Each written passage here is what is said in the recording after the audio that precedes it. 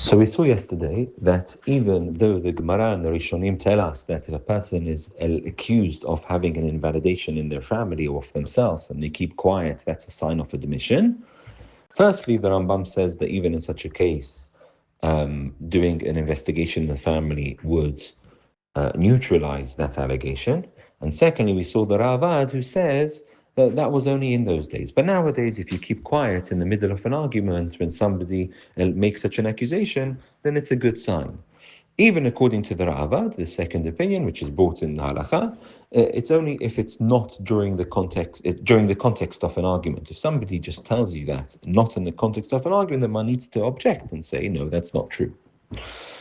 Third limitation we find in the Rishonim is in the Ramban, Nahman. Ramban says that this whole concept in the Gemara and in Halakha, that if an allegation is made against you and you quiet, it's a sign of admission, that's only when there is already some kind of rumor about your family, not necessarily two witnesses, because we've already said if there's two witnesses, anyway an investigation needs to be taken.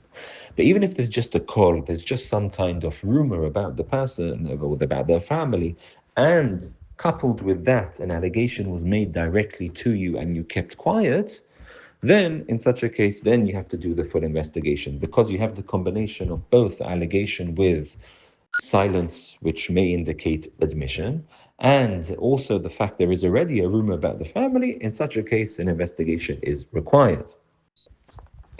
A second thing, so that's the third limitation. Fourth limitation, which also the Ramban says, is that this whole concept in the Gemara, and again, he's trying to reconcile this with the other Gemara, which we saw yesterday, which you're meant to keep quiet when people make allegations and say rude things to you. He says, look, that which the Gemara says, that if you keep quiet, it's an admission, that's only when in other times you've been called different kinds of allegations against your lineage and you've stood up and objected to it. So 1 month ago, somebody called you a mamzer and you said, absolutely, how dare you, how can you speak, how can you say that? I object to that. And then a month later, someone calls you a goy and you keep quiet. There, because there is the contrast. If always you keep quiet when people make allegations of your lineage, that's great. That's a sign that you're good and you don't actually, you listen to what the Gemara says and you keep quiet when people allege things against you. But if you're inconsistent, and sometimes you do and sometimes you don't, then in the case where you don't object, in that specific time, that shows that you admitted to it because you kept quiet and didn't object to it. And so, only in such a case, when there is a contrast and there is an inconsistency, then we say that that's a sign of your psul, that's a sign of your invalidation. And again, these opinions are all brought in the halakha, and each of them are correct. That's a fourth limitation, that only in a case where you've objected in the past and this time you don't object, then that's going to be a sign that you are invalid. And a fifth limitation we find in the Rishonim is only if the allegation is directly against you. If the allegation is against your children, then that's not going to, because you're not expected to have to stand up to that. Only when it's directed to you yourself, then you need to stand up to it and object to it. So to summarize and to conclude everything, there is a theoretical concept in the Gemara and in the Halakha that if somebody makes an allegation against a person's lineage and they keep quiet, then we need to be concerned.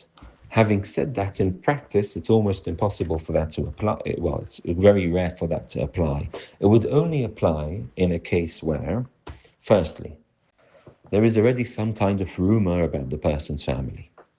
Secondly, on previous occasions when people have objected to you, previous occasions people have alleged and made accusations against you, you've objected, and specifically this time, you've kept quiet.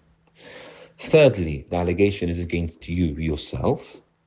And fourthly, the allegation is not during the context of an argument. It's outside the context of an argument. When you have all of these four things combined together, i.e., there's already a rumor about you, the allegation is directly made against you, in previous times you've objected when people have accused you, and fourthly, it's not in the context of an argument, it's just somebody says this to you in front of others and you keep quiet, and when you have the combination of these factors together, then indeed a person would need to be checked, and we could say that perhaps that person has a taint in their lineage and in their family, and they'll need to be investigated before marriage.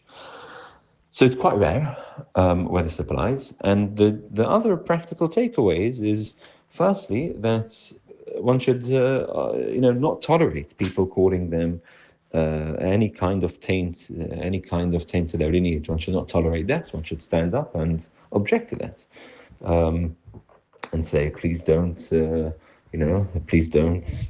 tarnish my lineage. That's an important thing, that a person stands up when they are being accused of some kind of psur, some kind of validation to their lineage.